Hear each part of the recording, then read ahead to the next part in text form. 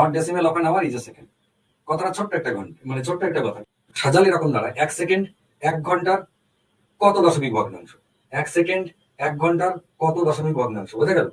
এখানে বাংলা করা আছে 1 ঘন্টার কত দশমিক 1 সেকেন্ড, ব্যাপারটা ঘুরে ফিরে একই।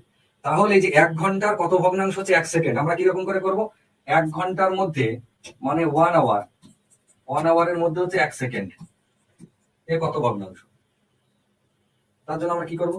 1 সেকেন্ডকে উপরে লিখলাম আর নিচে 1 ঘন্টা দিলাম। 1 ঘন্টার মধ্যে 1 সেকেন্ড। এবার এইটা পদ্ধতি নয়, নিচেরটা ঘন্টা ওপরেরটা সেকেন্ড, এটাকে সমজাতীয় বানাতে হবে। আমরা বলতে পারি না যে 10টা আপেলের মধ্যে আমি 3টে লেবু খেয়ে নিয়েছি, তাহলে কত অংশ খেয়েছি, তাহলে আমি কি 3/10 লিখবো যে 10টা আপেলের মধ্যে 3টে লেবু খেয়ে নিয়েছি? সেটা তো হয় না, 10টা আপেলের মধ্যে 3টে আপেলই খেতে হবে, তো সমজাতীয় হতে হবে ভগ্নাংশ। এটাও তাই, 1 ঘন্টার মধ্যে 1 সেকেন্ড। হ্যাঁ, আপনাদের অনেকের মনে হতে পারে যে দুটোই তো সময়, 1 ঘন্টাও সময় ওটাও সময়, তাহলে ঠিকই তো আছে। না, ঠিক নেই।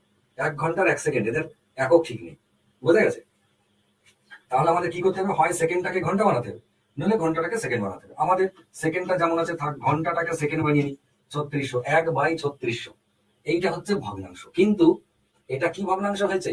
এটা সামান্য ভগ্নাংশ হয়েছে, যার ইংরেজিতে বলে ভালগার ফ্র্যাকশন, সামান্য ভগ্নাংশ। কিন্তু আমাদের প্রয়োজন দশমিক ভগ্নাংশ বা ডেসিমেল ফ্র্যাকশন, ডেসিমেল ফ্র্যাকশন বা দশমিক ভগ্নাংশ প্রয়োজন। তার জন্য আবার 1কে এই 3600 দিয়ে ভাগ করতে হবে, যেমন আমরা করতাম ছোটবেলায়। ঠিক আছে, মনে পড়ছে? নিজেরা করে নেবেন, 3600 নিজেরা করে নেবেন, মনে পড়ছে? এরকম করে আমরা ভাগ করতাম, এখানে শূন্যর পর শূন্য লাগিয়ে দিতাম, এরকম গাদা গাদা দিয়ে সেইভাবে করে ফাইনাল উত্তর কত? অপশন সি, 0.00027, এইটা হবে উত্তর।